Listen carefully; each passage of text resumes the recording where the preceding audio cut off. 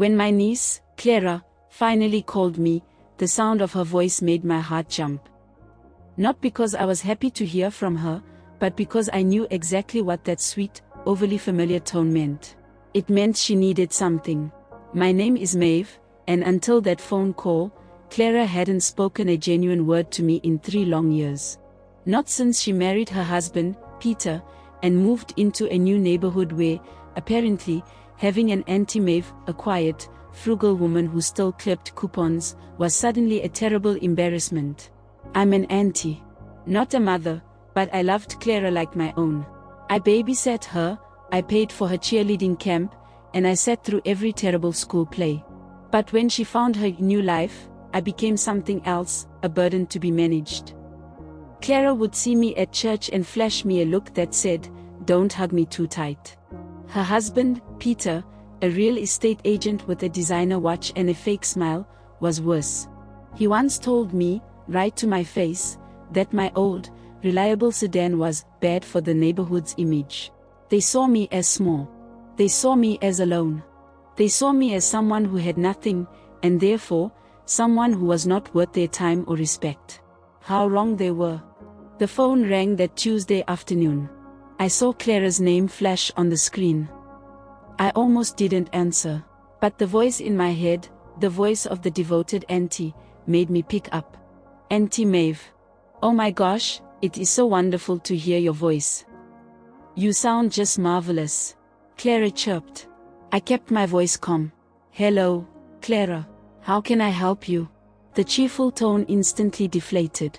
"Well, you know, Peter and I are in a bit of a situation." A situation. That's what they called the mess they'd created for themselves. Clara and Peter, you see, lived a life based on showing off. They bought the biggest house, drove the fanciest cars, and took the flashiest vacations, all with money they didn't really have. "We need a little help, Auntie," she confessed, her voice suddenly small and shaky. A big investor backed out of Peter's biggest deal. "We need $100,000 in the next 2 weeks or we lose the house, the cars, everything." $100,000. The amount was huge, but the request wasn't the shock. The shock was the sheer audacity of her asking me. The woman they had pushed away, the woman they treated like she was invisible. $100,000, I repeated, letting the number hang in the air. "That is a lot of money, Clara. You know I live on a fixed income." I know, but we'll pay you back. Triple interest. It's just, your family. You're our only hope." The bank laughed at us. They said our debt-to-income ratio was a joke. I promised her I would think about it and call her back the next day. I hung up the phone and did something I always do when faced with a huge decision. I called my Auntie Squad. You see, while Clara and Peter were busy showing off to strangers on social media, I was busy investing in something much more valuable than stocks or flashy cars, genuine, unbreakable friendships. My squad is 3 women, me, Rita, and Betty. We've been friends for nearly 50 years. We don't gossip over lattes in fancy cafes. We sit in Rita's kitchen, drinking weak tea and slicing apples, and we share everything. We are each other's eyes and ears. We are each other's accountants and therapists. Rita is a retired certified public accountant, CPA. She knows the tax code better than the IRS. Betty is a former loan officer at a credit union. She understands mortgages, debt, and exactly how banks think. And I'm Maeve. I'm the one who taught them how to be quiet and watch. I taught them that being underestimated is the greatest secret weapon a woman can have. I called them immediately. "They want $100,000, Auntie Squad," I said, skipping the small talk. Betty scoffed. $100,000, please. I saw Peter's last car payment on the public records. That man is running on fumes and credit card debt. Rita, ever the number cruncher, just sighed. "Maeve, 4 years, we've been quietly watching their financial decisions. Remember when we set up that anonymous Google alert for their house's property tax filings? They've missed 3 payments already." That was the key. We hadn't just been socializing. We had been building a silent defense system. We were monitoring the people who had treated us with disrespect. Not to hurt them, but to protect ourselves and, if necessary, to help them before they completely collapsed. We spent the evening poring over public documents, property records, and credit filings, all the legal tools anyone can access if they just know where to look. By midnight, we had the full picture. Clara and Peter weren't just struggling, they were a financial time bomb. We can't just give them the money, Maeve, Rita stated firmly. It would be like throwing a bucket of water onto a house that's already burnt down. They need a lesson in reality. But I can't let them be homeless, I worried. We won't, Betty promised. We'll help them. But we'll do it our way, the Auntie way. The next day, Clara and Peter arrived at my house. Peter was dressed in a suit that looked expensive, but he was sweating. Clara looked nervous and kept twisting her wedding ring. They expected a quiet meeting where I would hand over a check. They were about to be very surprised. I didn't lead them to my small, chip-tile kitchen. I led them to the dining room table, where I had spread out several folders filled with documents. And waiting at the table, calmly sipping tea, were Rita and Betty. Clara's jaw dropped. Auntie Maeve, what's going on? Who are? Clara, Peter, I said, sitting down. Meet my friends, Rita and Betty. You've met them at a few holiday parties, but you likely didn't pay attention. You were busy talking about your new boat. Peter laughed nervously. Oh, hi ladies. No offense, but this is a private family matter. A loan agreement. That's where you're wrong, Peter, Rita interjected, her voice sharp and professional. When a loan involves $100,000, it stops being a private family matter. It becomes a financial negotiation. Peter's fake smile vanished. Negotiation. Mrs. Maeve, with all due respect, I don't need financial advice from you or your friends. You certainly do, I replied calmly. Because as of today, I have decided to give you the money. But not as a loan. As an investment, and as my investors, Rita and Betty have some questions for you. Peter looked furious, but desperation kept him silent. Betty, the former loan officer, opened a folder. Peter, your principal mortgage is $1.2 million. Your current debt-to-income ratio is 58%, which is unlendable.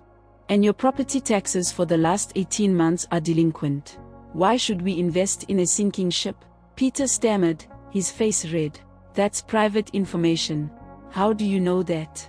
It's public record, Rita explained simply, sliding a printout of his tax lien toward him. It's all part of the due diligence we performed on you before considering this deal. Maeve may be your aunt, but we are her financial protection. Clara started to cry, real tears this time. Auntie, why are you doing this? We just need your help. I am helping you, Clara, I said, my voice softening slightly, but holding firm. I am helping you see the truth that your fancy life has blinded you to. You asked me for money. I am offering you something much more valuable, financial freedom, but only if you are ready to earn it. The tension in the room was thick. Peter looked ready to bolt, but he knew this was his last chance. What do you want? Peter spat out, no longer trying to hide his disrespect. You want a piece of my company? No, I replied, shaking my head. I want something money can't buy. I took out a document. It wasn't a bank document, it was a simple, handwritten page titled, The Auntie Contract. This $100,000 will not go to you, I explained. It will go directly to your bank to clear your most immediate debts and prevent foreclosure. But in exchange, you must agree to 3 things, outlined right here. Rule 1 *, Peter, you must sell the luxury car and buy a reliable used sedan. The money from the sale will go into an emergency savings account. You will also agree to attend weekly financial counseling with Rita for 1 year. No exceptions. Peter looked appalled. Drive a used car. I'm a real estate agent. It's about image. Your image is costing you your house, Peter, Betty chimed in. The car goes, or we all go. Rule 2 *, Clara, you will stop buying things you don't need. Every dollar you spend, aside from essentials, must be approved by me. But more importantly, you will spend every Tuesday afternoon with me, just like we used to. No phones, no talk of debt, just us. We'll bake, we'll garden, we'll talk. Clara looked confused. Why? Why do you want that? Because you need to remember what is truly valuable in life, Clara. It's not the designer handbag, it's the time you spend with people who love you. You need to remember how to respect people who don't have a giant house. Rule 3 ***. For the entire year, you will both volunteer with the local Meals on Wheels program, delivering food to older people who are truly alone. You will be humble. You will be quiet. You will listen to their stories. And when someone calls you a burden, you will understand what that word really means. I slid the contract across the table. This is not about money. This is about dignity and respect. You treated me like I was small because you thought you were big. I'm giving you a chance to become genuinely big by learning how to be truly humble. Peter stood up, his chair scraping loudly across the floor. This is ridiculous. We won't sign this ridiculous contract. We'll find the money somewhere else. He walked straight toward the door, furious. Clara didn't follow. She watched him go, then looked at the contract, then at me. Auntie, she whispered, tears in her eyes. Can you really help us? I can, I confirmed. But only if you let me. Peter can walk out on his problems, but you don't have to. Clara took a shaky breath, picked up the pen, and signed the contract. A few minutes later, she called Peter and told him the deal was done and that he was going to have to make a choice, lose the house, or lose his arrogance. He chose the latter, but only because he had no other option.